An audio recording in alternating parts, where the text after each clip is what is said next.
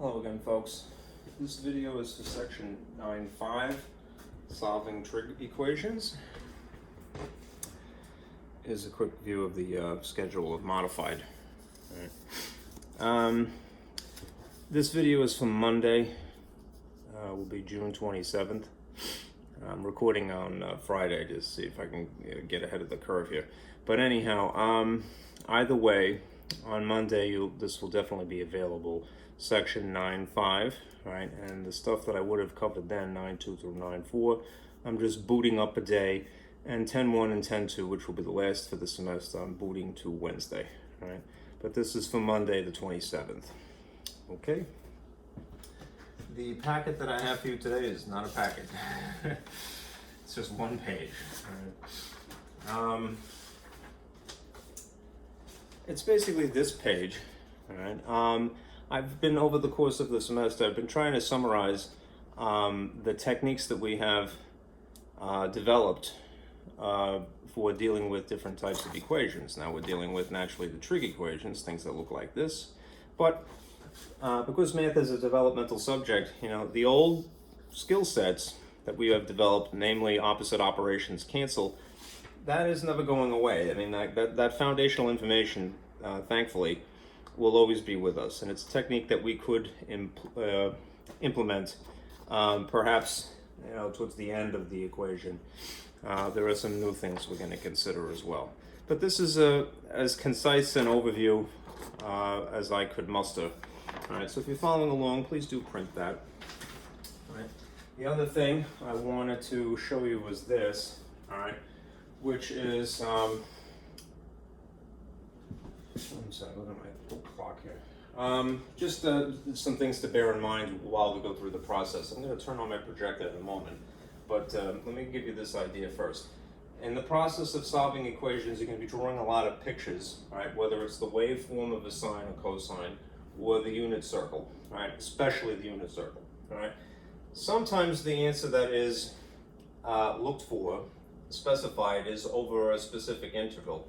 So pay special attention to that, because that will limit the angle that we're often looking for, right? To maybe just a certain spectrum, if you will. Then there is, in theory, this question where they ask you, well, find all possible solutions, because if something is a wave, it's periodic, right? So in the case of sine and cosine, at least, once you've determined what the angle is, all right, because under normal conditions, a sine and a cosine will have a period of 2 pi. If something is indefinite, all right, the repeated pattern would occur in multiples of 2 pi. All right, so whatever you conclude the angle is, you can just maybe write this adjacent to it to say, well, that's what it would be in theory. All right. All right. Now let me turn this on, and I'll show you that sheet I was just alluding to. Darken up the room here.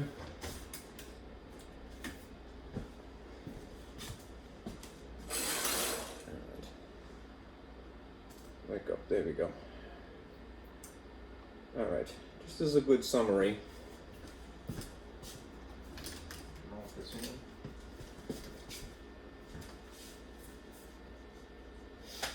Well, the blue is going to be a pain in the neck today. If it's not the blue, it's the green. Buff, buff, buff. Red is always cooperative.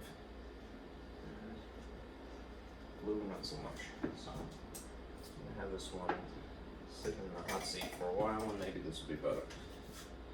Okay. All right. As I said, I've tried to make, it's not as, comprehensive as some of my other diagrams, especially when it comes to exponential and logarithmic equations. If you have that, please, by all means, you're welcome to keep it and use it, all right? But just as an overview, right, you can see the train of thought as it develops, right? Solving techniques, right? If you have a linear equation, the easiest way to identify it is to examine the degree, which is often not even written, right? So if there is no degree written next to the actual variable, one would assume it is a 1, and therefore it is a linear equation.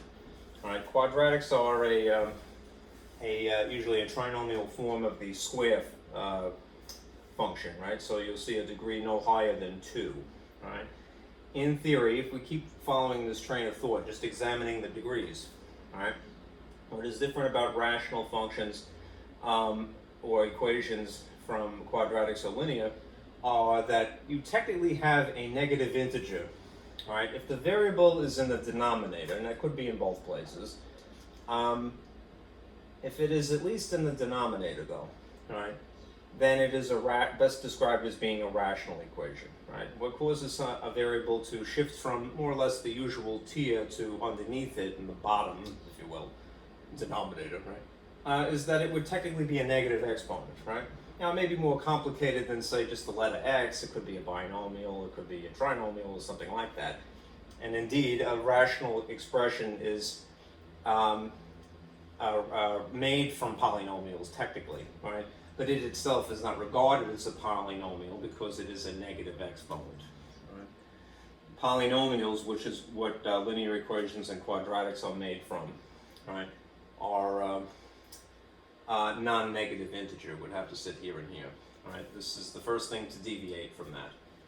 Then if you have radicals, right, radicals would have a fraction rather than a whole number, which is an abbreviation more or less for the radical symbol, this sort of checkmark box division-esque looking symbol. Anyhow, you can have something written in that style, and more likely in the checkmark box style, so like this, as opposed to that, square root of x, x to the half. Anyhow, the trick there is, and it's similar to what you'll see with absolutes, is to attempt to isolate the radical to one side, all right? And then apply the reciprocal, I think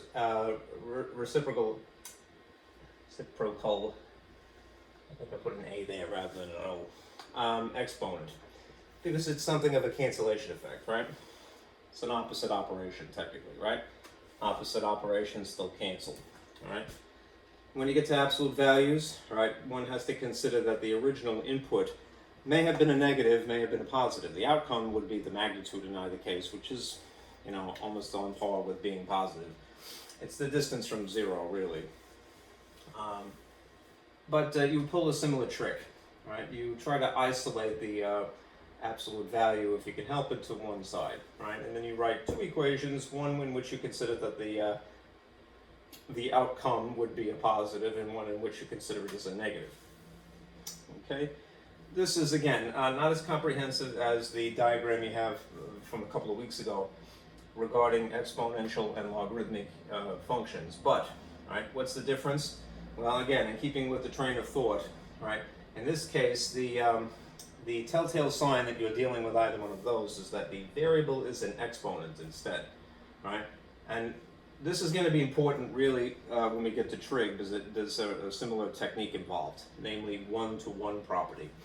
If you could attempt to translate something into a common base on opposite sides of the equation, then you can apply something called the one-to-one property. It's that if the bases are the same and they are set equal to each other, then it stands to reason that the exponents would be a little equation themselves.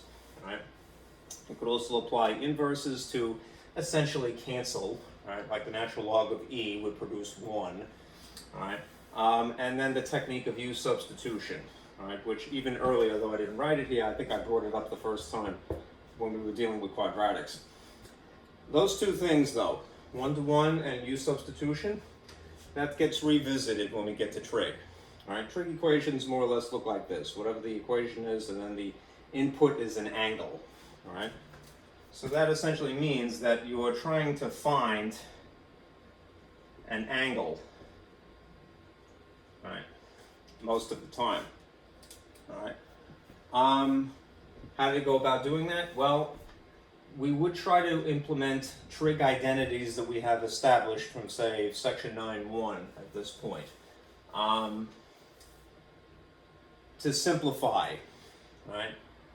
And then we would apply, once something is simplified, the same algebraic techniques that have already been established. So oftentimes you get something that is kind of quadratic looking, so you might apply a factoring technique in tandem with the zero product rule that gets used a lot. Okay? Alternatively, you might try use substitution, all right, which is to just change the appearance of something to not get bogged down by the fine details, the minutiae, all right. Make it look algebraic while you're manipulating, all right. And also try the one-to-one property, all right, which is to see what you have on the opposite side of the equals and see if you could finagle something, all right, to make it look like the same trig function on opposite sides. Then the arguments, the input values, would have to be their own little equation instead. Okay, so that's as good an overview as I could muster. All right, let's get to some examples here. All right, and I'll turn this off. I'll delay from last time. Okay, and do some problems.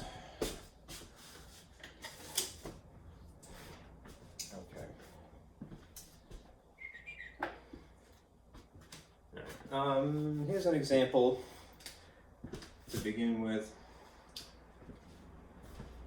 You know what, I'm going to try to, just for the sake of efficiency, confine myself to, a half of the board so I don't have to keep erasing as much, because that takes a lot of time. So, for this first example, going back to that original thought. Find all possible exact solutions. All right. If you have that instruction, find all possible exact solutions for this. Cosine of the angle equal to 1/2 in the interval of 0 to 2 pi. Okay. This textbook tends to toggle a bit between writing things in interval notation, which is what I favor personally, and using less than or equal than, less than or equal symbols instead. It conveys the same message, but don't be fooled. I mean, that's what it really is summarized. Okay. Now, in a case like this, all right, what you're going to need to fall back on is remembering, firstly, your special right triangle relationships.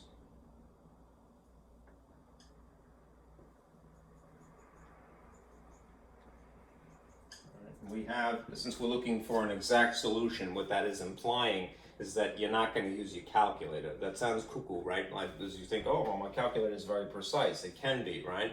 But it's still ultimately giving you a decimal solution. It's giving you just maybe 10 digits rather than the whole thing. If you have a radical involved, as you would in the cases of special right triangle relationships, you would prefer to have that only for the reason that it summarizes all of infinity even if you're not looking at it. All right. The calculator is great, and we'll use it ultimately, but we want an exact solution, so we're going to have probably this involved. All right, just as quick diagrams. All right, for reference. All right, if you know that you have something that involves the square root of 3, all right, that's usually the giveaway. All right, then what in theory the side dimension that would be along the edge of 30 and 90 would be that proportionately, all right? And between 60 and 90 would be 1, and the hypotenuse would be 2, all right? If, on the other hand, you have 45s, all right, the giveaway should be that there's a square root of 2 somewhere, all right? And in that case, the dimensions would have to be the same, 1 and 1, all right? All right. Saving that in mind, right? When you have something like this and you're considering it over 2 pi, all right, what you really can do is draw a unit circle, right? So I draw a unit circle here and label the axes, right? Again, I don't really want to corrupt you, but I was taught to have it memorized in degrees, so you could always convert that to radians, pi radians, right? So 0 90, 180, 270, and 360, right? Which in pi radians would be 2 pi or 0 pi, pi over 2, all right? Pi itself, 3 pi over 2. It is very handy to have that committed to memory, all right? Especially in this case. Now, another thing. When you are considering the cosine of an angle, all right, and these are the dimensions that you give it, 1 and 2, it's probably alluding to this special right triangle relationship. So we may involve 30, we may involve 60, depending upon what is adjacent, all right? Because do remember, this is what would be adjacent over hypotenuse. So for sure the hypotenuse is 2, all right? And this is adjacent. Now, in the context of a unit circle, that usually translates to an x value, all right? So, if it's x over r, the dimensions here need to be switched, all right? This is just a sort of a free-floating triangle, but when you sort of superimpose those dimensions upon the unit circle, you're going to have to make a little adjustment because, okay, here's my angle, firstly, right? I'm just going to call it theta for the moment, right? And we're considering the cosine relationship of that angle. So we need to know that the a cosine adjacent to the angle would be an x value. So whatever's down here would be x, right? If that value is 1, that kind of forces our hand here, all right? That means that the angle opposite of it would instead be the square root of 3. It's just oriented, you know, slightly differently. That means that this is a y value in theory, and then the r value is still 2. Right. 2. All right. That's the way it would work out. Okay. Now, if the dimension here, opposite of the angle instead, is square root of 3, that means that over here, this is actually 30 instead, all right? And what we're really looking for then is that this is 60 degrees, all right? So if the whole point of this is to find all possible exact solutions to the cosine of the angle, all right, we are essentially looking for the angle, and the angle in this case to start with would have to be 60, all right? All right, that's step number 1, all right? All possible solutions, all right, would be anything that has a positive 1 value for the x. So there is another one in theory, almost completely adjacent, just coincidentally to use that phrase, all right, down here. If this is a positive x value, all right, what would still be positive x value, all right, would be the imaginary triangle that would be down here in quadrant 4, all right? All right, quadrant 1 for sure is the place we're going to start with, all right, even if we have to modify the special right triangle relationships to orient it correctly. But then we have to consider, all right, where else within 2 pi that would be the case, all right? All right. So, well, we know that this is a positive x1. We're not going to change that, the distance from here to here. All right, this would technically be negative square root of 3 for the y value. And the r values are never negative, right? They're always positive, so that's a positive 2 that way. What would the angle have to be to have just sort of this mirror image here? Well, the angle would still have to be 60, all right? So in this case, it would be a positive 60, and in this case, it would technically be a negative 60 because it's clockwise, right? Somewhat ironically, right? So when we find the next angle, let's just call this theta 1, and we'll call this theta 2. All right, we're going to have to remember, all right, in theory, all right, the angle here would be measured all the way around like that, right? The shortcut that we'll employ, all right, to figure out what it would be, this 60 is just a reference angle, would be to subtract it from the maximum of 360.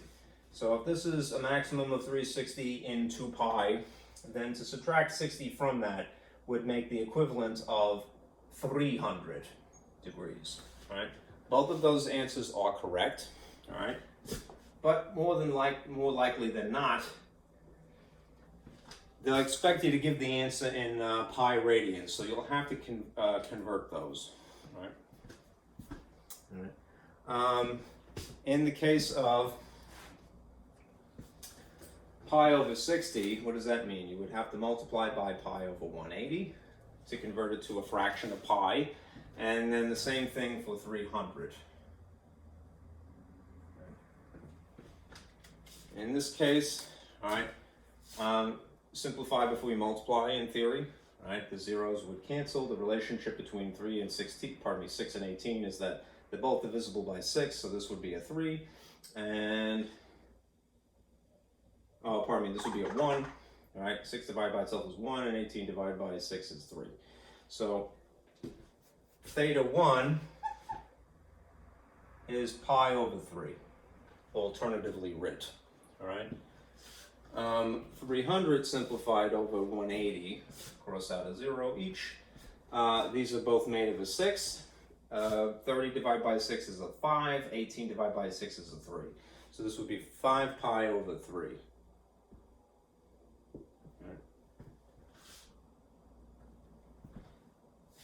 Okay, so that would be the theta 2.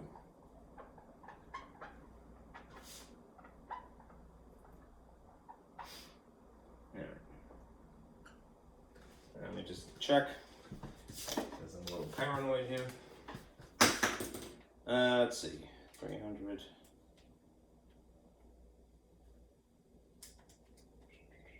Yeah, okay. One thing you could do is take advantage of this feature in your calculator. All right, so if you wanted to simplify a fraction, say 300 over 180, you would type 300 in here and 180 in here. All right, and then it'll automatically simplify it. All right, it should keep it as an improper fraction unless you tell it otherwise. So 5 over 3, as expected. Okay.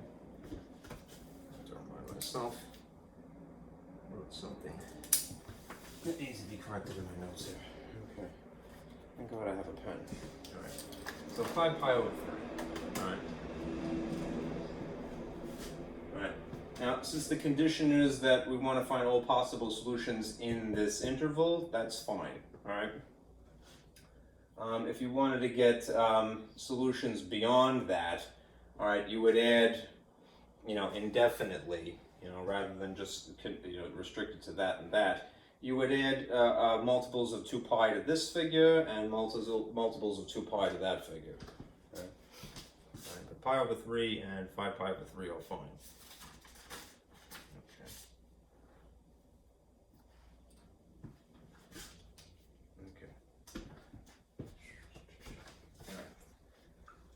Let me free up some space, and we'll look at another.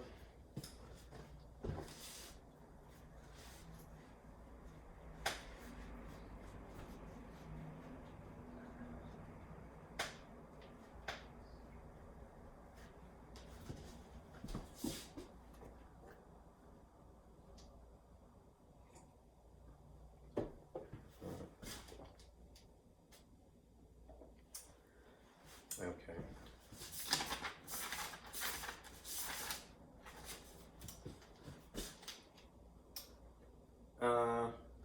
I'm going to erase this. It is a reference that we would need, but let me continue. All right, now if they ask you just plain outright solve in the interval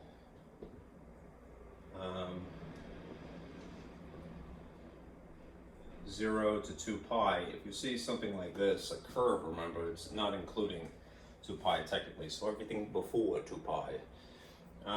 2 cosine of theta minus 3 is equal to negative 5. All right. This is where we're going to revisit some of the algebraic techniques because we wanted to try to isolate the trig function. Right? So what does that mean? It means build a little table.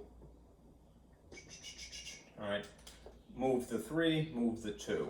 All right, in the case of 3, you're going to add it to justify moving it from here to there. There's going to be intentionally a cancellation effect. This would produce a -2 overall. And then there's 2 cosine of theta. All right, you're going to move the coefficient by dividing by 2 here and by here for the sake of consistency, which means that cosine of theta is equal to ultimately -1. It might be practical in this case because you know that the outcomes of a cosine of an angle is a ratio. Write it in the more ratio-esque style, which is that there's an obvious denominator. It would be silly, I know that ultimately it is just -1, but maybe just do yourself the favor and put the 1 there. All right, it's not changing the value of it, it's just making it more conducive. All right.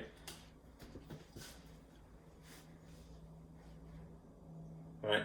Now, because of what you get, right, that this is really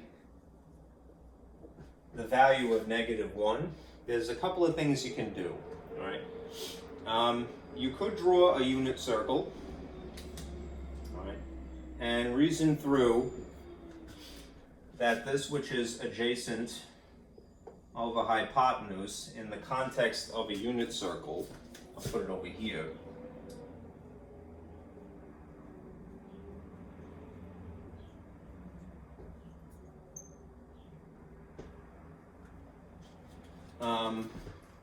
is in fact an x value over an r value, right? That's one way of doing it, or you could remember how a cosine looks, all right? I'm going to draw that here, just underneath this.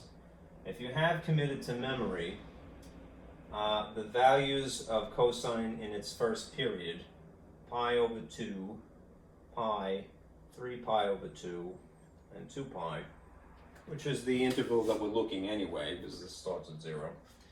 All right, and that the amplitude of the wave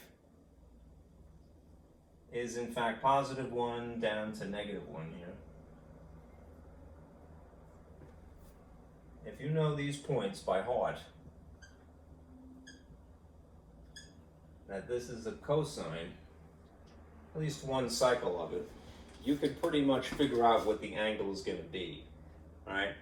In this interval, from here to here, in other words, right? Based upon the condition that the cosine of that angle would equal -1, you can infer what the angle would have to be, right?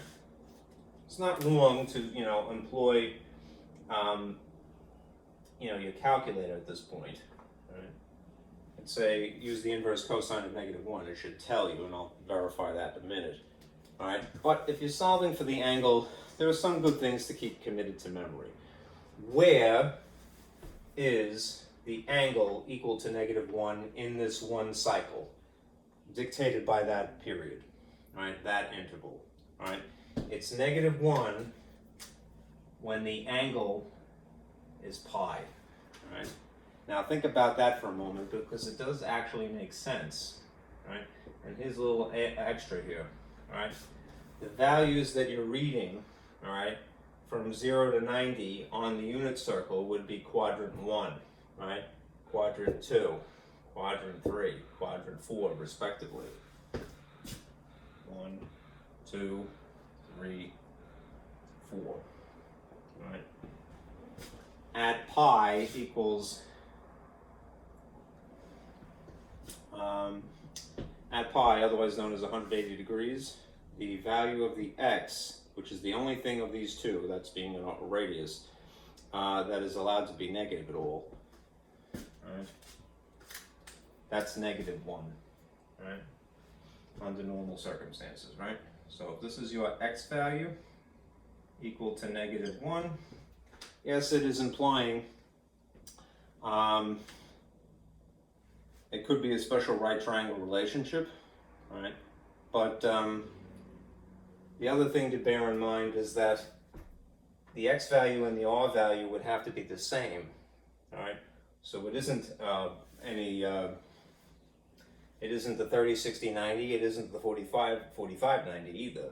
All right. In theory, what this is that the x value and the r value are overlapping. All right. Remember, the r value is never a negative. It just coincidentally is overlapping in the same place. All right. So what is the angle in that case? It's 180 degrees. All right. Otherwise known as pi. All right. All right. And that would be the one example of x equal negative 1 and nothing more, and the r value would be the same, all right, at that one location in the interval of 2 pi, all right, whether you're looking at the wave form or the unit circle form of this graph.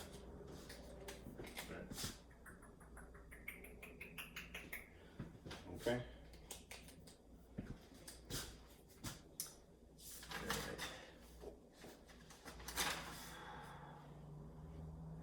Let's do another here.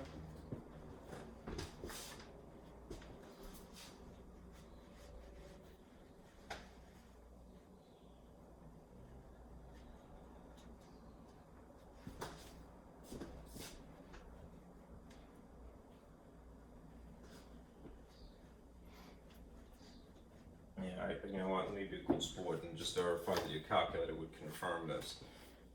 All right.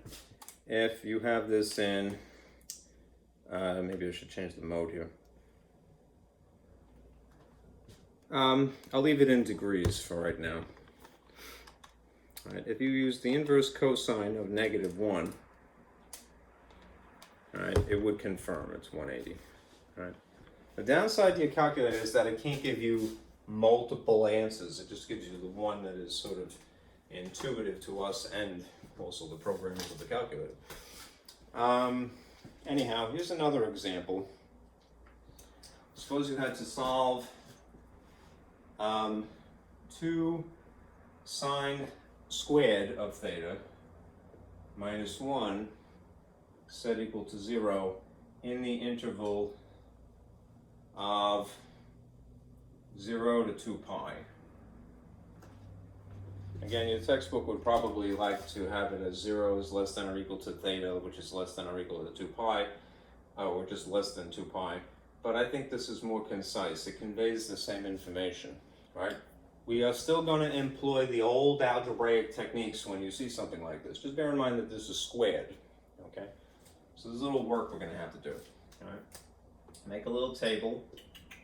Scoot negative 1 over, all right? The usual way. Add 1, add 1. All right, there's a cancellation effect. 2 sine squared of theta is equal to positive 1. And now we manipulate by moving 2 by division, and now you have 1/2. So you have sine squared of theta is equal to the ratio of 1/2. Okay. Now, how would we get rid of something that is being squared? Right. We would perform the opposite operation naturally, which is to square root this for that sake essentially. And in order to justify getting away with it, we'd have to do it to the entire other side, both the numerator and the denominator respectively. There is a quotient rule for radicals which says that if it is a convenience, we can think of this as being a radical over a radical instead. Why? Because in some case it might be that something escapes the radical. We would ideally like it to be the bottom. It's just not going to happen in this case. All right. Here we have a radical in the denominator, or we'll go to math hell, right? So we're going to rationalize by multiplying by a convenient ratio of 1. That is not exclusively true, but more often than not, it's just borrowing what you see here and writing it like that. All right. The effect is that square root of 1 is just 1, all right? Times the square root of 2 means that sine of theta is equal to the square root of 2 over 2. All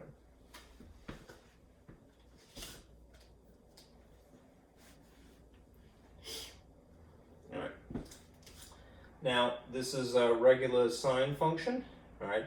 We are ultimately going to be determining the angle, right? Yes, you could try to use your calculator, the inverse sine of the angle, to produce something, but it may just give you one answer, right? There'll be several of these. You have to remember also that when you have a square root, there's a positive or a negative outcome, all right?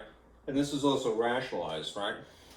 So if these are the original dimensions, all right, 1 over the square root of 2, that probably is relating to the 45, 45, 90 triangle, all right, which would be 1, 1, and the square root of 2. So just kind of say that in the back of your head for a while. All right, and it would also be good to remember the waveform of a sine.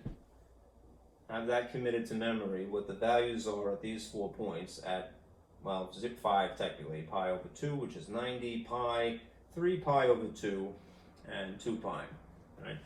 And that the ceiling here is usually just positive 1, and the basement is negative 1. All right. The points that are interesting are at the origin, at 90, at 0, at 270, and at 360. And this is the waveform of one cycle, right, which is all that is relevant to us right now, because we're looking in this interval of 0 to 2 pi. All right. You could reason through certain things. A while back, I had you sort of annotate a handout that I gave you for different trig ratios like this. This is square root of 2 cut in half. So if the square root of 2 is 1.4 something, right, it would be half of that, right? It should always be less than 1 in theory, all right? This is, I think, 0.7 something, all right? So it would be a little bit harder because it's not right on the point of 1, 0, or 1, but you could make a guess as to where it would be located if we're talking about the positive here, and then about the negative, right? Anyhow,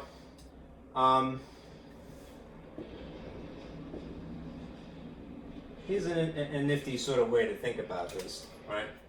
The sine values, all right, that are between 0 and 90, all right, would be in quadrant 1, all right? So you could look at this curve from here to here. The sine values from 90 to 180 would be in quadrant 2, and quadrant 3, and quadrant 4, respectively, all right?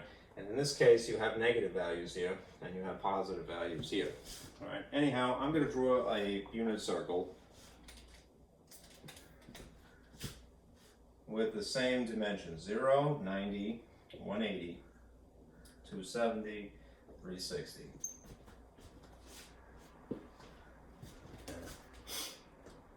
Let me do myself one little favor here.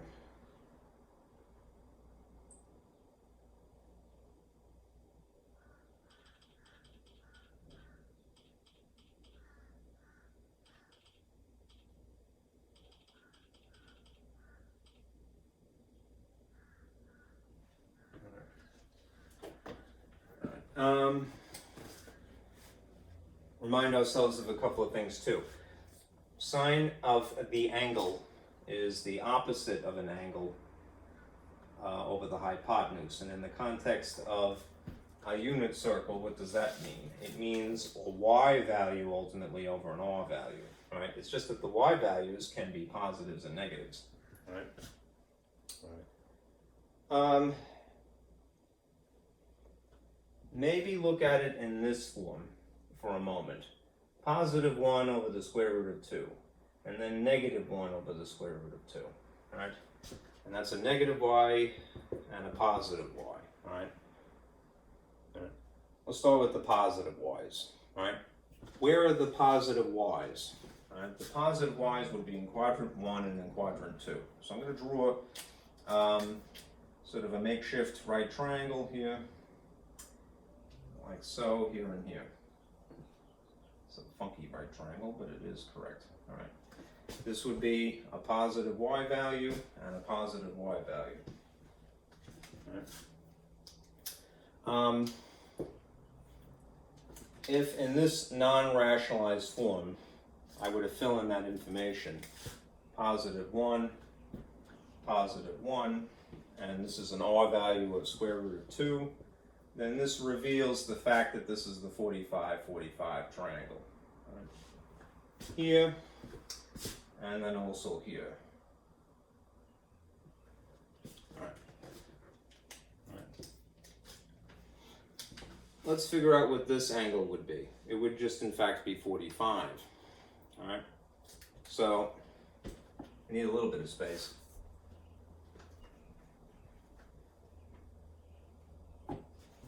A first theta, a first angle, right, given these dimensions, would be just 45 degrees, which is pi over 4 ultimately.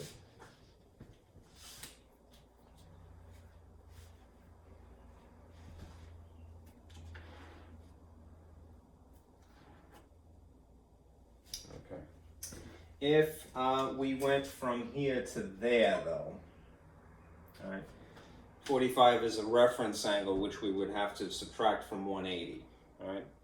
So a second theta, all right, given the condition of a positive y, would be 180 minus 45, which would be 135.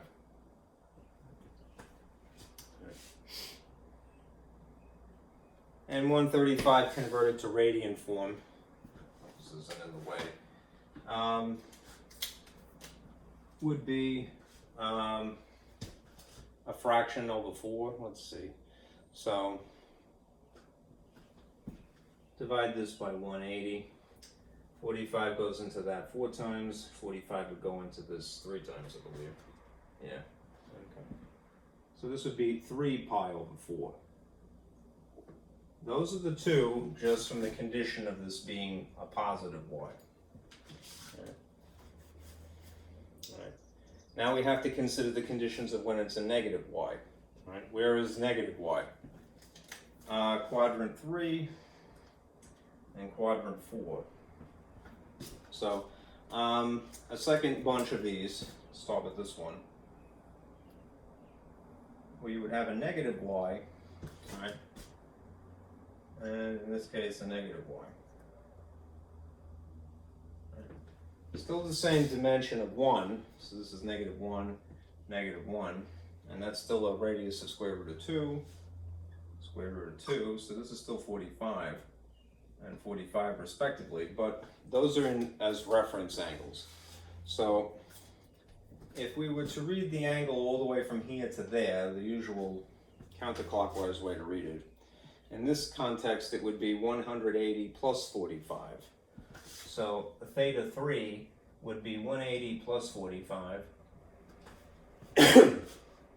which would be 225. I think I'm getting a little in the way here, so I'll move this.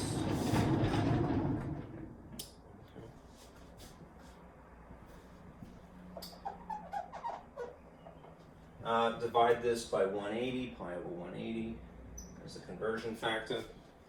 It would be something over 4 once again.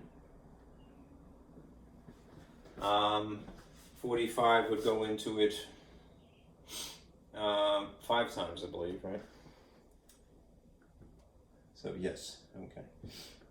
All right, 5 pi over 4. All right, that's a third theta. All right, a third angle that potentially would be in this interval. All right, and one more to go. All right, if we went and read all the way from 0 to this line, all right, that would be a reference angle of 45 backtracked from 360. So 360 minus 45. Just to make it obvious, I'm going to write in black. So 360 minus 45 would be 315, right? 315 divided by 180 multiplied by pi to get the pi radian form would be again something over 4. 45, that's 1, 2, 3, 4, 5, 6, 7 it would be. 7 pi over 4. Right. Now again, if you use your calculator, there's really no sin in that, but beware, it's not going to tell you all of this. So, sorry.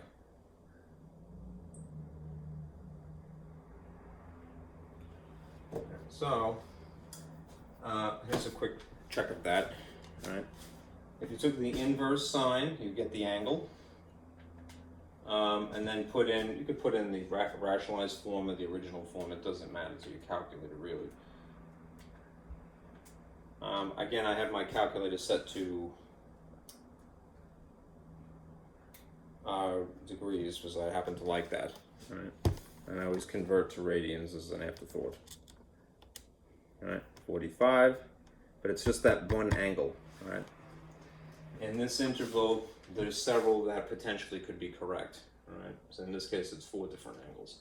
All right. So just be mindful of that. Okay. All right. So it should have pi over 4, 3 pi over 4, 5 pi over 4, and 7 pi over 4.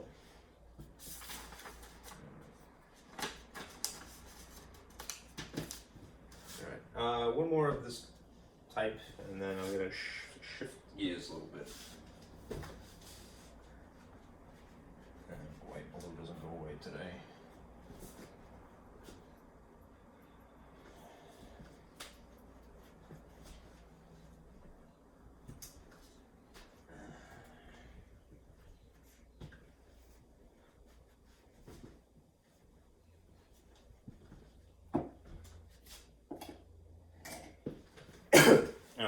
What to do if you are given one of the other three. So in this case, the cosecant of theta being equal to -2. All right, in the interval, again, your book may write it like this. 4 pi in this case. All right, which would be the same as if you wrote it like so. So less than or equal to would be the reason for this, and then the just less than would be the reason for that.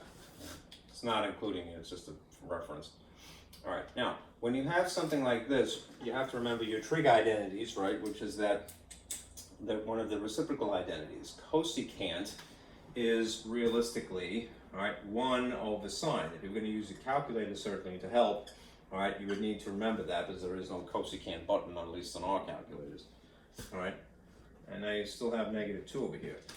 Then, manipulate it algebraically. So if this is being divided by sine, all right, try to justify getting it over there on the regular tier, not as a denominator.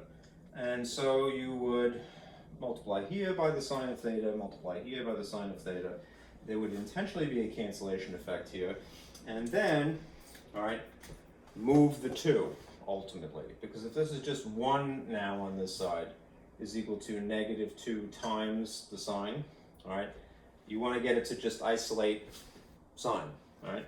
So divide by -2, cancellation effects, divide by -2, and this is what you end up with. You have the sine of theta is equal to -1 over 2.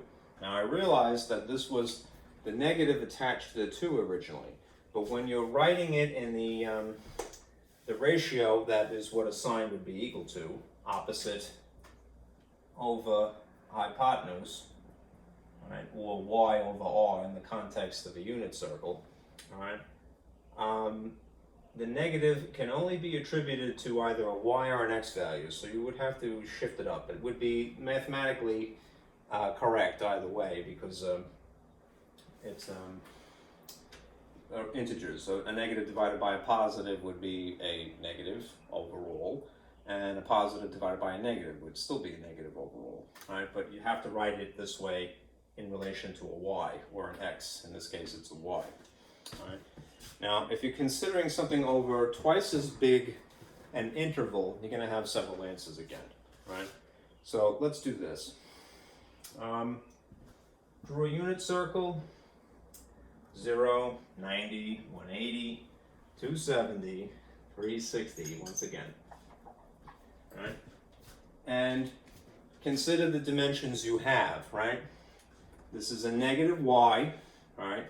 -y exists where in the unit circle, all right? In quadrant 3, in theory, or in quadrant 4 is where y's are negative. So I'm going to put always perpendicular to the x-axis, all right? A right triangle that starts out like this, or like that. -y. All right. Now fill in the dimensions that you have here. if you have a -1 in respect of y, right, and a 2 as would have to be a hypotenuse or an R value if it was in fact the whole circle here, then this would force the relationship proportionately to make this the 30, 60, 90 type, right? So then we have the square root of 3, square root of 3, -1, and this would be technically negative here and positive there. Remember, when you're filling in the angles that we would read in respect of the x-axis, either way, that along the dimension of square root of 3 up to the 90, this would be 30, all right? That would have to be 60 then, all right? In this orientation, that's the way it is. Square root of 3 dictates that this is a 30 here, all right? And similarly there, all right? So, and mind you, this is up to the point of just 2 pi, right? 0 to 2 pi, we would have these two right triangles. So let's figure out what, in theory, this first angle from here to there would be, right? Using the reference angle of 30, right? This green doesn't write. They never do. The first angle would be 180 plus 30, right? Which makes it what? 210, right? And 210 converted to pi radians, the relationship of 21 over 18, sorry for the glare, divide each of these by 3, would give you 7 pi over 6, I believe. 3 goes into the 7 times, 3 goes into the 6 times, yes. All right, so that's just one answer. All right. Then if we read all the way from here to here, technically, it would be produced, well, you're going to pull the shortcut anyway. What this angle would be here, the coterminal angle, right? Theta 2 would be 360 minus 30, which would produce 330 naturally. If you're going to convert that to pi radians, pull some tricks, divide each of these by 3. That would be 11 pi over 6. Okay. All right. Now, those are correct answers, but because of the unusual specificity of it stretching beyond just the normal one rotation of a circle here, we're going to go for 4 pi. That's going to be another 2. All right. I mean another complete rotation. All right. So if you want to find these angles, all right, these additional angles, all right, what we'll call, just say, theta 3 and theta 4, respectively, because we have these two to work with here, all right. We would take these, all right, I think it's probably easier in degree form, maybe not for a certain person, but for me it would be. So if you take what is 210 degrees and now add another 2 pi, all right? This is 2 pi plus 2 pi, so one cycle and then another cycle, all right? Add 2 pi, namely 360 degrees to the 210, add 360 again to the 330, otherwise known as 11 pi over 6, all right? You're going to get big angles, right? And that's cool. Just remember, and don't be intimidated either, right? If this is 0 all the way up to here is 360, another way around at 4 pi would be twice as much as 360, which would be 720 degrees. So as long as we have something that is, you know, less than 720, all right, we're on the right track here, all right? So what does this end up being? 570 to begin with, right? And 690, yike, all right? Remember, convert these by dividing by or multiplying by the conversion factors, pi over 180 in each case, all right? And what you should end up getting is 570 divided by 180. Zeros cancel. It's the same relationship as 57 to 18. They're both divisible by, let's see, 3, I believe. Yeah, 3 would work. This is the sum of the digits being 12 here. In this case, 3 goes in that one time, goes with 2 left over. 19 pi over 6, right, is what 570 degrees would be, all right? 690, still shy of 720, so we're not exceeding anything. These would also be divisible by 3. That would be, let's see, 2 and 3 pi over 6. 23 pi over 6. So quite a lot of things in the expanded interval. 7 pi over 6 for that one, 11 pi over 6 for that one, and then both of those rotated through again, right? So you add 2 pi to each of them. I like degrees personally, okay? All right.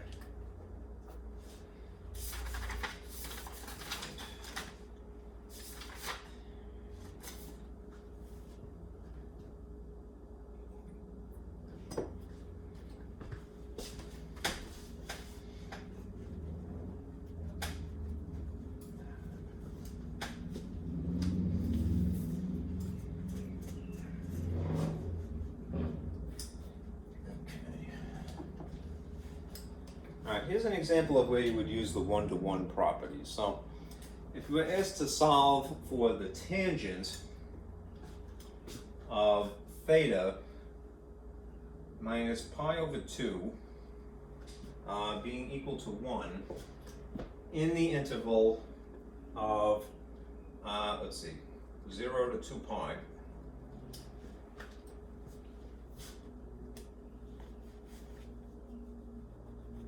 it would be good to know, commit to memory, certain values for tangents because it could make you strategic in this case. But the bottom line is we're going to be using, or attempt to use, one-to-one property.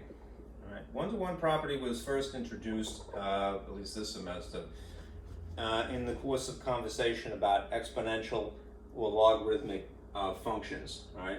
And in that instance, we were talking about bases. But in this case, we're going to be looking at arguments, all right, and seeing if we can get the functions to match, all right? Now, you have to remember in this case,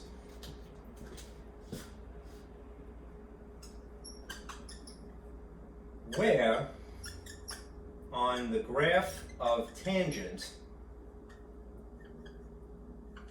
all right, is y equal to 1, right? What angle is that?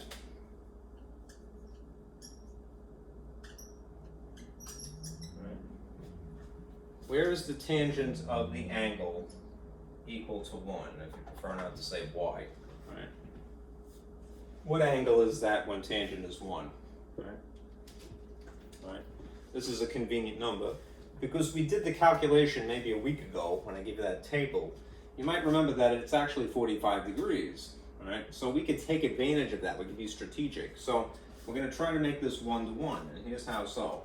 Right? We're going to say, well, right, I'm going to ignore this for a moment, pi over 2, and then take advantage of the fact that the value of 1 occurs, all right, when the input value is 45 degrees, otherwise known as pi over 4, right? The advantage to doing that is that you could take advantage of, you could implement one-to-one relationship here. If you see on this side of equals a tangent function, and now you have replaced the one that was there with what it equates to as a tangent, all right? Then the only thing that you need to pay attention to at this point moving forward, all right, is the guts here. The arguments equal. They're their own little equation, essentially. So theta minus pi over 2 would be equal to pi over 4. Right?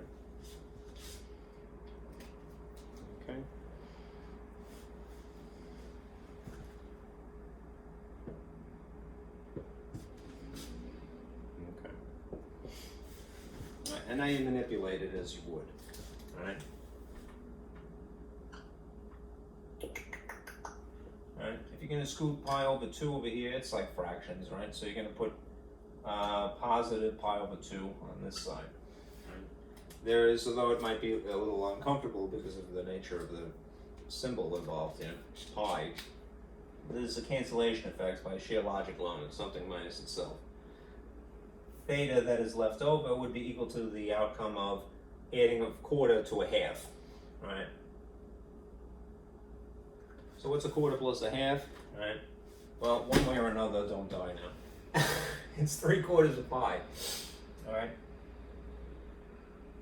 It's the fraction of 3/4 with a pi attached to it, right? Which, if you feel more comfortable, as I often do, it's the equivalent of 135 degrees. Right? Okay.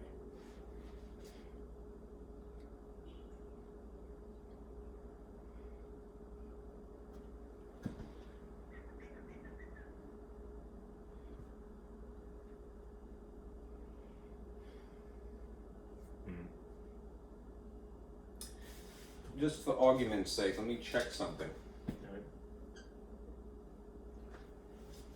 As long as we don't violate any conditions of tangent, this is the interval that we're asked, all right? But we're also taking into consideration that tangent has a smaller period, all right? Let me draw a picture, all right, using this information.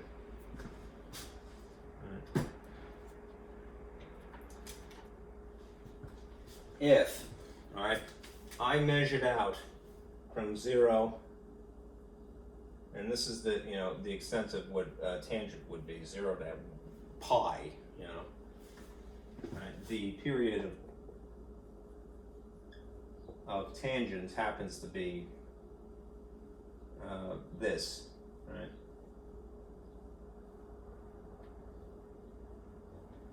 Right. If I measured from 0 into quadrant 2, because I have a 135-degree angle.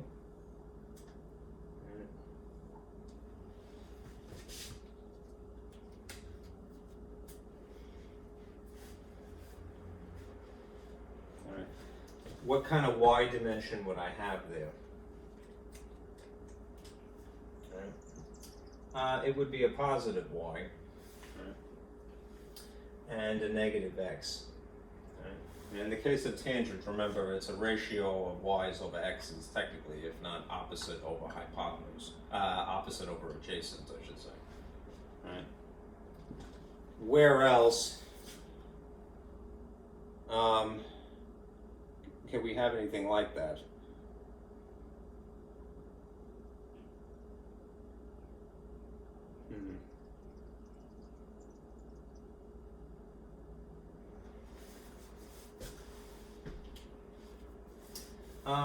That the ratio would be, what I'm getting at is if tangent is of theta is, in this instance, a negative overall,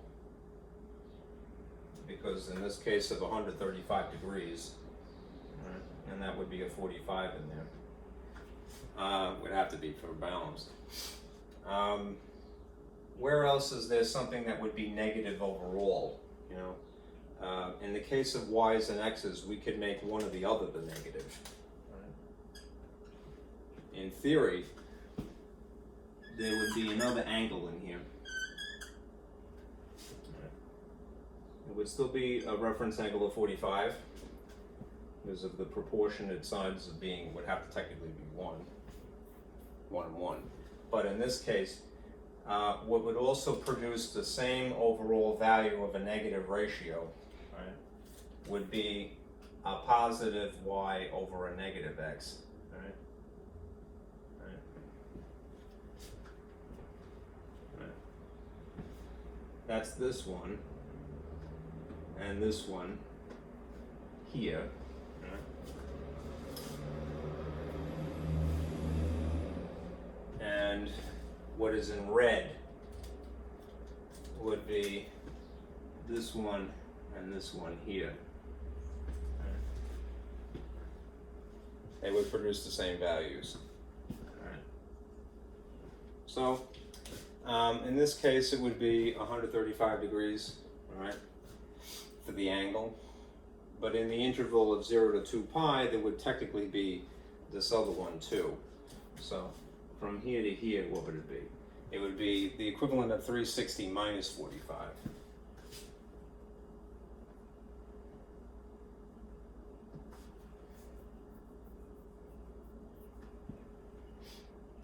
So 360 minus 45 would be 315. Oh, my thing is not in the way. 315 degrees, right, which if you converted it, would be the equivalent of adding 180 to this, right? So to get to the same place. Alright, so this would be, if 3 pi over 4 is the original 135, alright, in another pi, it would be 7 pi over 4 in this case. Here you could confirm, alright. You might put your calculator in radians in this case.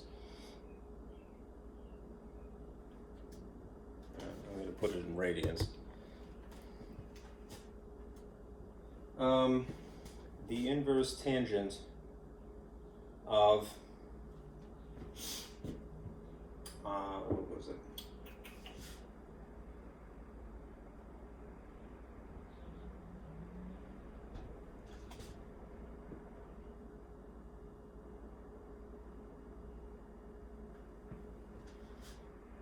Let's see. Tangent of 3 pi over 4. Sorry, I'm hesitating here. Tangent of 3 pi over 4 produces -1, right? Which could be either an x or a y in that case, because it's tangent, right? And as you can see, right, if you did 7 pi over 4, you would still get the same result, right? -1, because it could be either an x or a y. Right? I mean, it would be good to test this, right? If you put 3 pi over 4 in here, this should be equal to 1, right? So I'm just curious, right? 3 pi over 4, right? Subtracting out a half, that's like 2 over 4 is a half, right? Using the common denominator. So 3 minus 2 is just 1. So the tangent of pi over 2, otherwise known as 90 degrees, would indeed be +1. That checks out.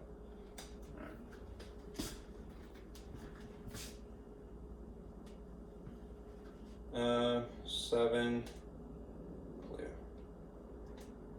Pi over 4 minus pi over 2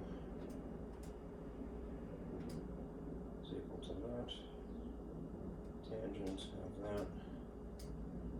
Good. It works. Also testing 7 pi over 4 would be correct. All right.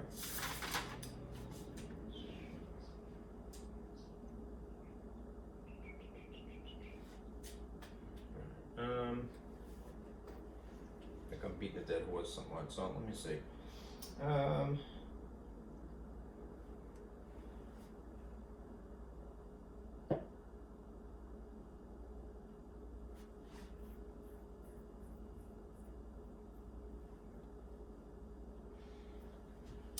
know if I should continue with this.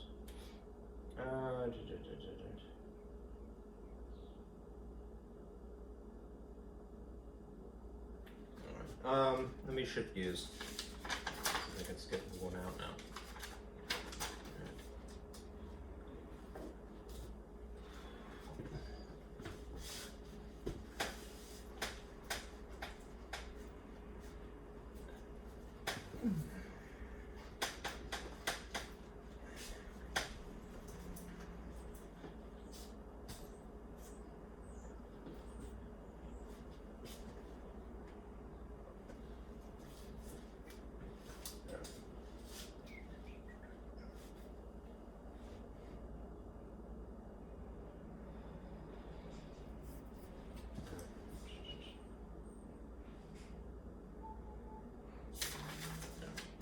Here's an example where you might use substitution.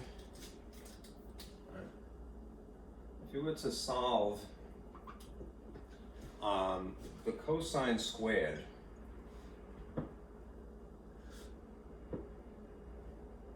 of theta plus 3 cosine of theta minus 1 equals 0, again in the integral of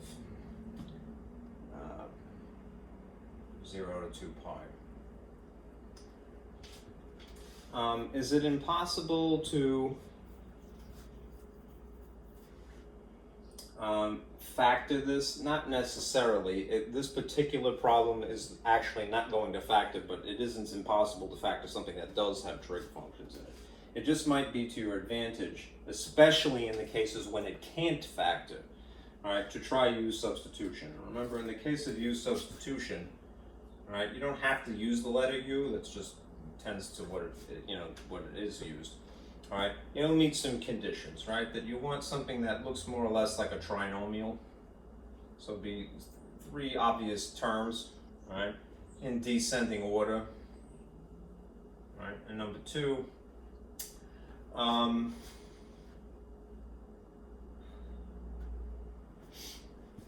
that they're the same bases. Things that have exponents would have the same bases, and that the third term is a constant, and that the fourth condition is that the degree of the first, whatever it is double the degree of the second term. And that is exactly what happens here. Now, just to make it look a little bit more algebraic, I'm going to use an x instead of a u. All right? Let's go to the middle here, as you should. All right? And we'll say, all right, in place of cosine, I'm just going to call this x, all right? Which means that this is really plus 3x minus 1 equals 0 here. And then I will disguise this as well. If cosine is x, then cosine squared would be x squared, right? This might be a little bit more warm, fuzzy, and familiar because of the x's, I would guess, all right? And you know that when you have something set equal to 0, you might try to factor it. It's going to end up being prime, and you'll know after you try to tinker with it, right? You're going to go, well, if it's a quadratic, right, it's usually something plus or minus something times something plus or minus something. But try as you might, as you try to factor this, and I would try, nonetheless. You can get this to be x and x. Because of the number being 1 here, its factors are just 1 and 1, there's no combination, right, of 1, factors of 1, that's going to produce a 3 here. So you would discover at that point, you go, I can't factor it, right? Dumb luck, right? I would do it, attempt, again, always try, and then when it fails, you go, all right, well, I have another tool in the toolbox. What do I have? I have the quadratic formula, right? All right, and what I'm going to do is, I'm going to take the values of A, B, and C and put them in the quadratic formula instead. Eventually I'm going to have to reverse the substitution because it actually is a sign, but to get from here to there first, this will be, to our benefit to substitute. All right? There's a name for this, incidentally. When something can't be factored, it's referred to as prime. All right? Just like regular ordinary numbers, and that applies to algebraic expressions. All right? I'm going to put this in green, all right, because it's faint, and that's to my advantage in this case. Here's the quadratic formula. B squared minus 4ac over 2a, right? And you would fill in the coefficients that you see here, right? So in place of b, right, you're going to put a 3 here and there respectively, and an a, you're going to put a 1, and coincidentally in a c, you're going to put a -1, and a 1 here, right? You should gravitate towards the inside guts of this radical known as the discriminant first, right? The order of operations would really dictate that, right? For the sake of time, what I'm going to do is I'm going to show you what the outcome of this would be once you tinker with it, all right? You're going to get ultimately that the x value, as a result of straightening out this, is going to be, let's see, -3, right? Plus or minus, because it's a radical, of 13, right? 9 essentially plus 4, all right, over 2, right? Which means there's two things that would happen here. All right, either you would subtract 3 minus 13 and divide by 2, or you would subtract 13 from positive square root, subtract 3 and positive 13, right, over 2. Right. Right.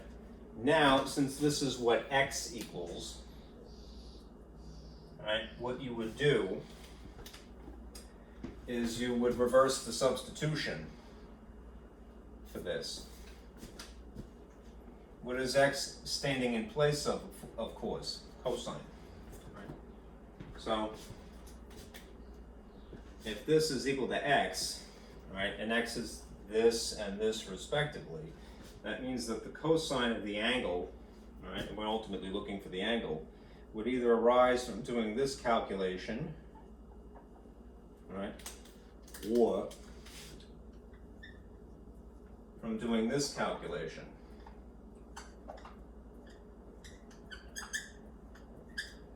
Now here's where having some information committed to memory would spare you some trouble. Alright? Alright. If you converted this to the decimal, that unfortunately the square root of 13 and all of this working in tandem would produce, alright, you would get in one case a negative number, alright, which is no sin, but it would exceed what would be normal. This is just sum of the digits, right?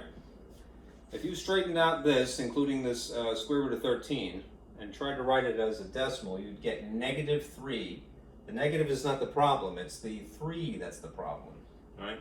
Whereas over here, if you straighten this out, right, you would get something in the typical range. It would end up being a positive overall, and it would be 0.3 028, something like that, all right, rounded, all right? One of these is going to be a legitimate answer, all right? All right.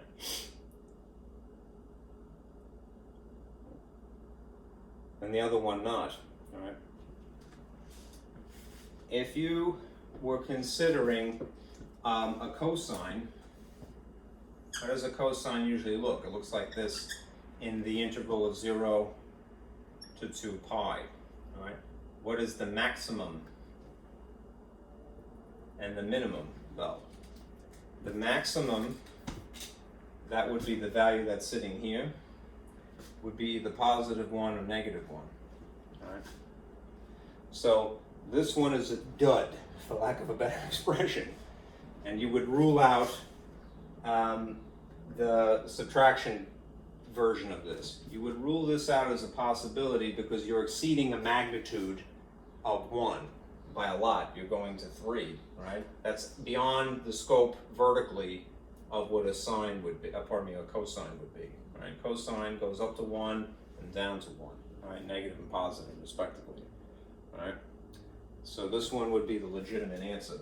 Now at that point, you would say, all right, I'll take the inverse cosine here of this, right? And you'll see what the degree is, right? If you have it in radian modes, it's just going to give you a decimal, so I think it might be better to shift back now to degrees first. All right. So if you did the inverse cosine of 0.3028, if you want a better answer, you could just enter that expression because it will preserve, in theory, the infinity rather than have it rounded. But for the sake of time, I'm going to show you. All right. It's about 72 and change. All right. So this is about 72 degrees. Okay.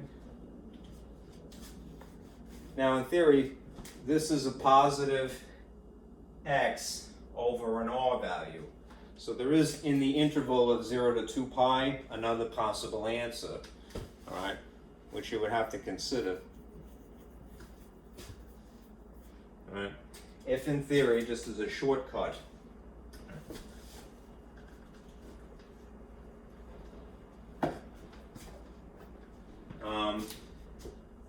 you have this, here's 0, here's 90, here's 180, here's 270 again.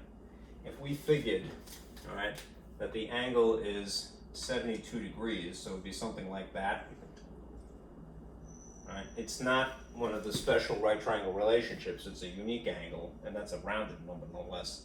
But if it's 72 here, in the situation where we're looking for a positive x, and it would have to be a positive x because of the r's we don't consider as being positive or negative, where else technically would there be, in addition to quadrant 1, a positive x value?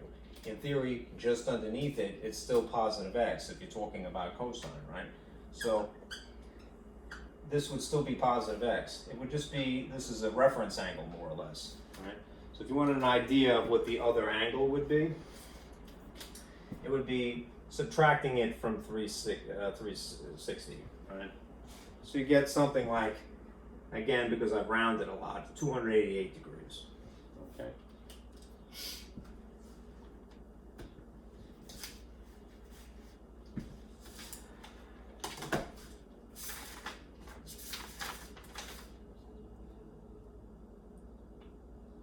Two more and then I'll stop.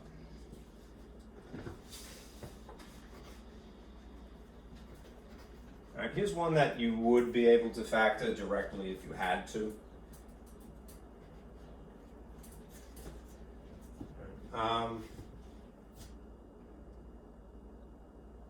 Suppose you had to solve for 2 sine squared of theta minus 5 sine of theta plus 3, right, equals 0. Because this is something that is behaving as quadratic to begin with, we're going to try to use the quadratic techniques once again. In this case, you don't necessarily have to try use substitution, right? That's just sometimes a convenience and sometimes not, right? Anyhow, it's already set equal to 0. So what do we like when we have a quadratic-esque thing set equal to 0 is the 0 product rule if we can help it, right? So, for now, if in your head you just left this as x and x, all right?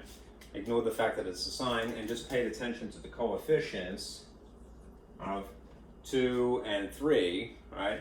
Try AC product pairs, all right, as a technique. 2 times 3 is 6. Factors of 6 are 1 and 6 and 2 and 3, both of which would potentially make a 5, right? But only one of them is going to be a correct combination. So how am I going to make a 5 here, all right? If this is a 2 sine squared of theta, I'll leave it there, and this is a 3 here, plus 3, so it's still set equal to 0. While I'm in the course of factoring, I'm going to try the technique of AC product pairs in tandem with factoring by grouping, which is more or less taking something 3 terms wide and temporarily making it 4 terms wide. Why? Because it's ironically easier to factor something longer, all right? You consider the factors of 1 and 6, or 2 and 3, and see if you can get the combination to work, right? That is to produce a -5 ultimately. What it ends up being is these two. All right. So rather than have -5 split it into a sum or a difference, we'll make it a -2 sine of theta. And to make it amplify, both of them will have to be negative, so 3 sine of theta. All right. -2 minus 3 is -5. All right. This is factorable. All right.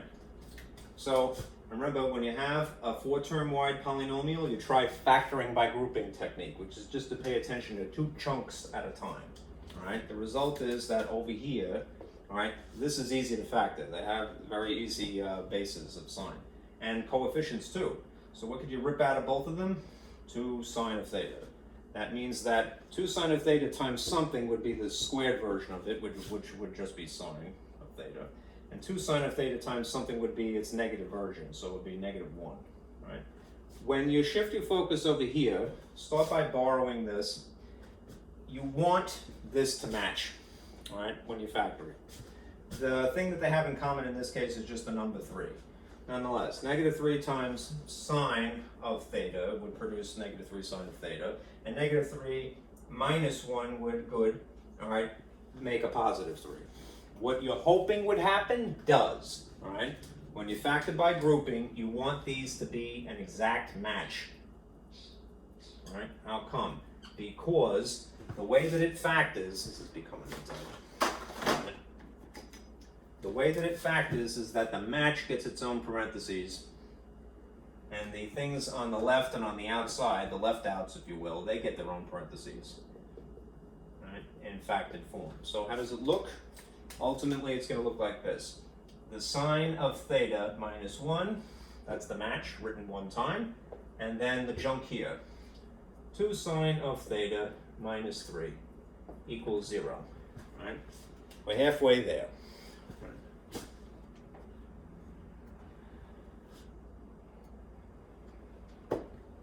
Okay.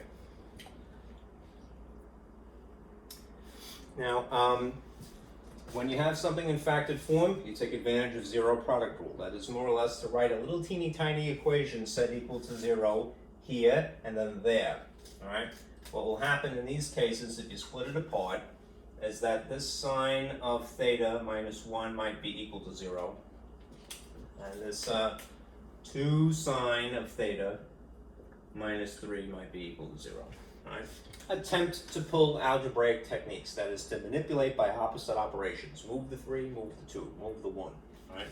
What is going to happen ultimately is that in the case of this blue one that I've written here, is it's going to violate the conditions of sine again, right? Because what is the maximum height of a sine regularly? Positive 1, or on the flip side, negative 1. All right, what ends up happening here is that you get this. You get sine of theta equals positive 3 over 2, right? Which is 1.5, right? That's too much, right? In terms of a sine wave, the maximum is positive 1, the minimum is negative 1. That is beyond it in terms of magnitude. So you could say dud, all right? That's going to be a dud, all right? This one will be cool, right? This one is going to end up being just the sine of theta is equal to positive 1, which would have to be 1 over 1. That's a y value and an r value, right? Where is the y value equal to the r value on a plane and a unit circle? The y values are positive in quadrant 1 and quadrant 2. They are the same value right on the axis. R equals y equals 1. So how many degrees is that? 90, all right? Theta equals pi over 2, otherwise known as 90. Okay?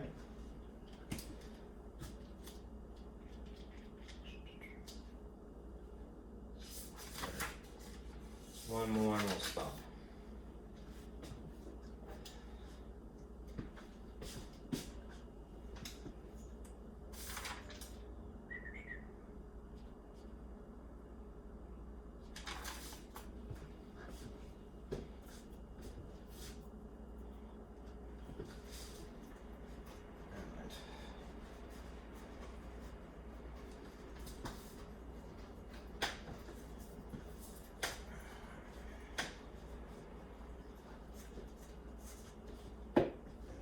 Here's the last one. It's a one where you might use identities to help.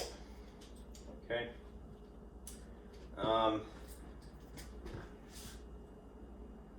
Solve 3 cosine of theta plus 3 is equal to 2 sine squared of theta, again in the interval of 0 to 2 pi. Now, in this case, you have different trig functions, so can't do 1-to-1 certainly, you know, in this case.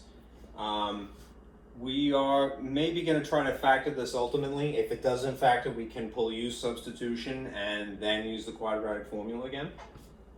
But when you see something squared, right, the little alarm that should go off in your head is that, Pythagorean identity. All right, might be to my advantage. Why? Because that is the one that relates that trig function to that trig function, albeit they're both squared, right? The Pythagorean identity is the cosine squared of theta plus the sine squared of theta is equal to 1. You would have to rearrange it, right? but you could substitute it. Right? This is using identities in this case. All right. What ends up happening is this. Right? In the case of sine squared, the rearranged incarnation of this would be replacing sine squared with 1 minus cosine, because it would be moved to the opposite side, which means that this 3 cosine of theta plus 3 is going to be equal to 2 times the two-term factor, right, of 1 minus cosine squared of theta. Right?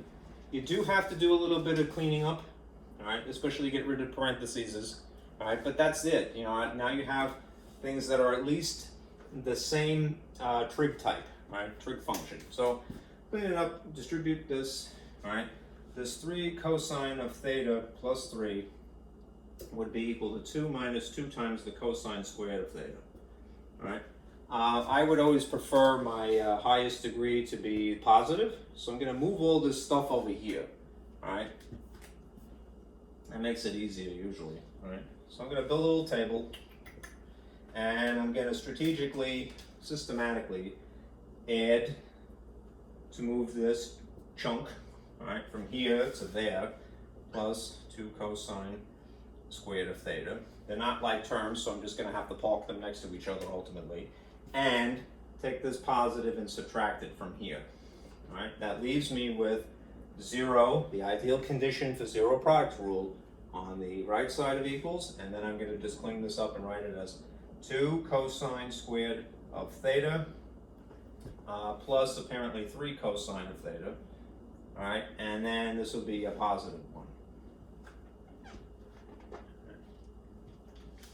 You could try AC product pairs in tandem with factoring by grouping again to factor this. Why factor? Because it's set equal to 0 and it kind of bears a resemblance to quadratics, so that's a technique from there. All right? But ultimately the way it's going to factor is like this. All right? After tinkering with it, you're going to get a binomial-esque looking thing that is something that is 2 terms and 2 terms, all right, set equal to 0. All right? And the way it should be is this: 2 cosine of theta on the inside here, plus 1, and then cosine of theta plus 1.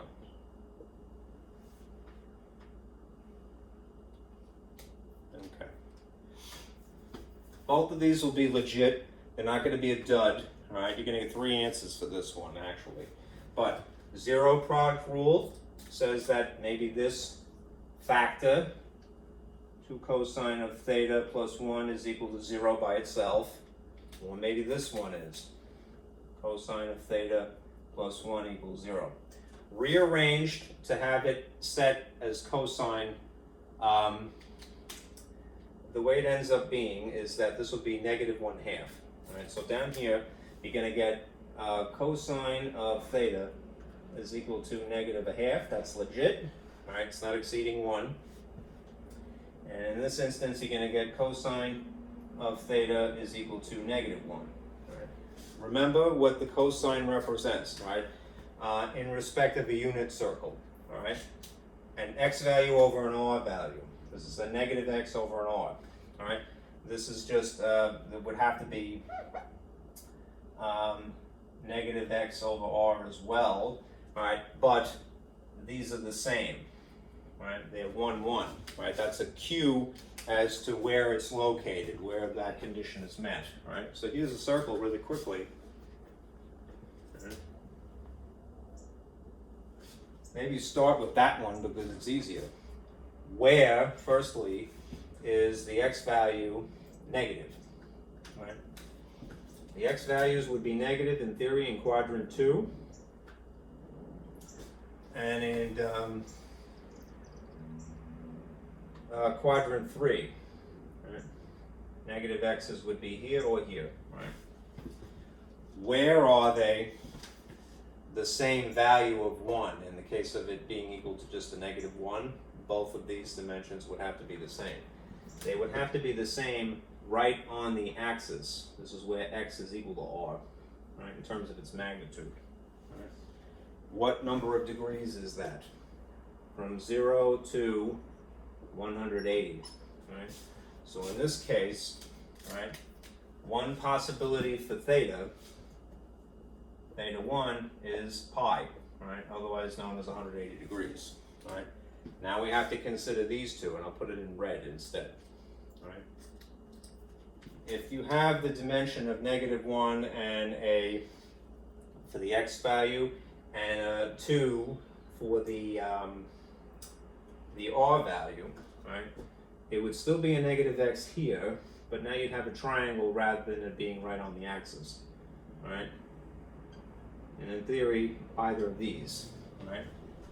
The relationship of -1 for the x value and a 2 for the what is basically the hypotenuse, right, is that this is the special right triangle relationship. The numbers of the magnitudes of 1, 2, and square root of 3 proportionately. Now in this case it would be a positive square root of 3, in this case it would be a negative.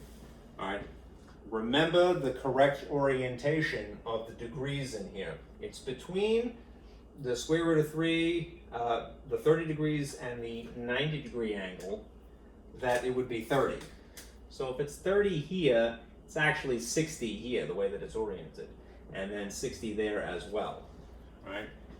From 0 to here would be, 60 is a reference angle, so it would be 180 minus 60, right?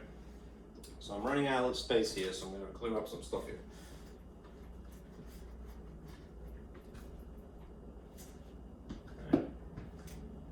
This one, all right, we already figured that theta right on the axis from before is exactly equal to pi. Now a second theta would be 180 minus 60, which is 120. 120 divided by pi, or times pi, 1/180, would be what? 6 is 2, and that would be 3. 2 pi over 3, I believe, is that right? Yeah, okay, good. All right. If you went from 0 all the way to there, it would be, for the third theta, it would be 180 plus 60, in which case it would be 240, right? Yeah.